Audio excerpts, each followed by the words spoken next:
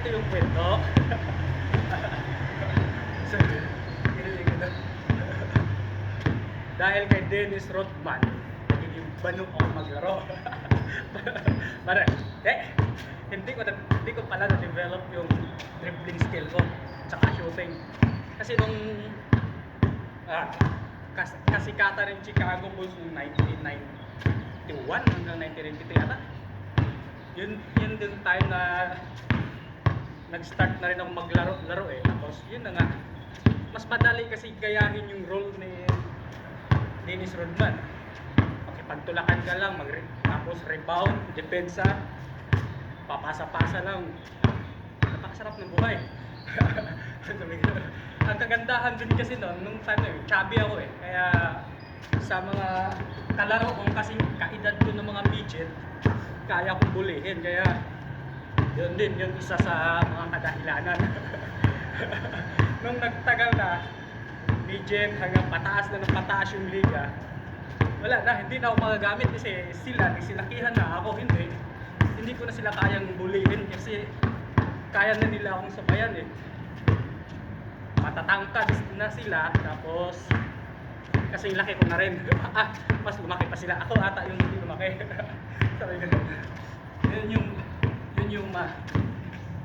Yun yung masaklap sa kwento na yun.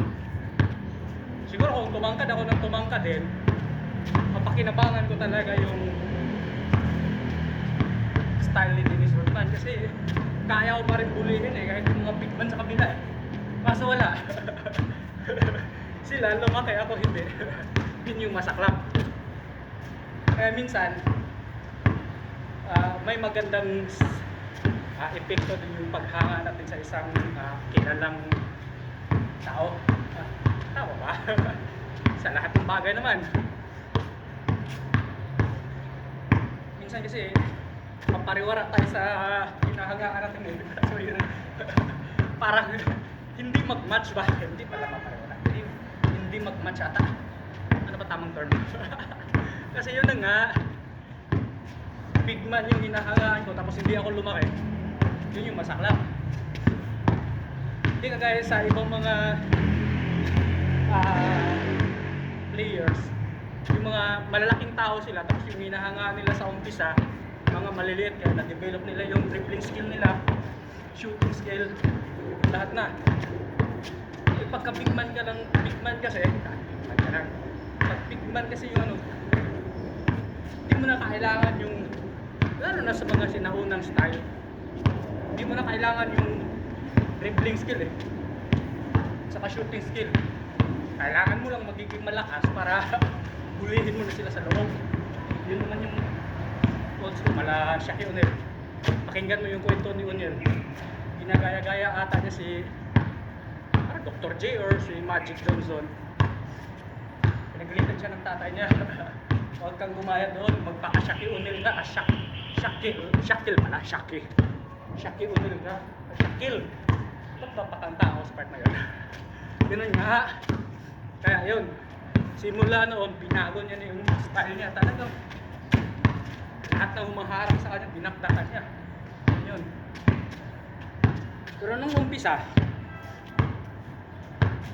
point guard yung talagang ginagaya niya. Kaya tingnan ko si Shaquille O'Neal. Shaq na lang. Para mas madali. Tingnan ko si Shaq. Napakalaki tao. 7'1", pero kayang mag-dribble. Kasi nga, nung umpisa siya, point guard yung iniidolo niya. Baliktad naman ako. Nag-start ako, big man yung ginagaya ko. Kaya hindi na talaga ako nag-practice mag-dribble. Dito na lang natututo kasi ano na lang ito eh, papawis. Late na. Papawis na. Walang kakompetensya. Ako na lang mag-isa. Kaya ako yung dribble, ako yung titira, ako yung tatakbo, akin lahat. Kaya mag-improve ka talaga yan. Ano na yun? Ang gulo talaga makwentuhan. Gusto ko kayo mag-gulo. Pare-pares na tayo magulo eh.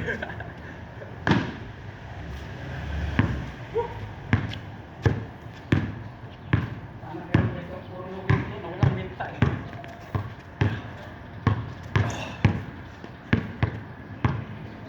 Halig di pala ngayon, kaya makuya-kuya-kuya muna tayo pa Tawag nito, bilad-bilad muna tayo sa araw.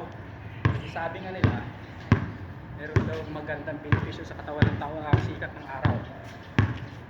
Basta, hindi lang sobra-sobra rin bilad. Hindi kagaya nung nasa probinsya pa, 8 hours talagang bilad sa araw. pag magpa-arkel, ano ba tawag? Ano ba Tagalog doon?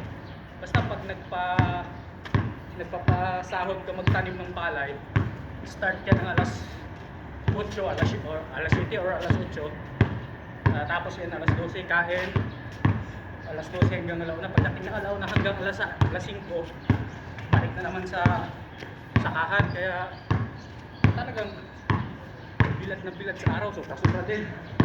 Dito, mga ilang minutes ba? 10 to 20 o 30 minutes, pwede na yun. Pag lumagpas na doon, talagang sunod na yung balat mo, sunburn na rin yung mga ulo mo. Ayun!